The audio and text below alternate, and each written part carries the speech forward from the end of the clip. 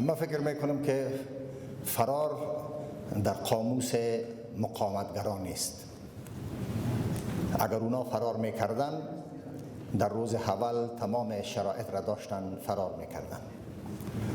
اونا نه سنگی را به سینه زده بودن مانند دکتر اشرف غنی که رئیس جمهوری کشور بود و نه رئیس جمهوری بودن و نه وزیری بودن نه سرداری بودن، بلکه احساسشان نسبت به کشورشان، نسبت به مردمشان، نماینگر محبتشان نسبت به افغانستان بوده.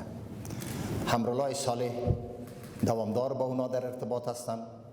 اونا فعلا سرپرستی ریاست جمهوری افغانستان را به دوش دارند. در داخل خاک افغانستان در پنجشیر قرار دارند. در پنجشیر حالت نظامی هست. اکثریت خانواده ها در زیبای پنجشیر ترک کردند، بلکه در نواحی کوهی پنجشیر جابجا شدند. نیروهای مقاومت در مواضع خود مستقر هستند. هیچ نوع مشکلی فعلا در اونجا وجود ندارد.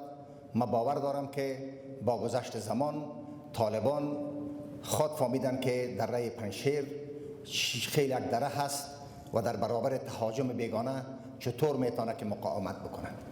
من باور دارم که در دره پنجشیر تنها این مقاومت خلاصه نمیشه، بلکه آهسته آهسته به سایر ولایت‌های افغانستان انتقال پیدا میکنه.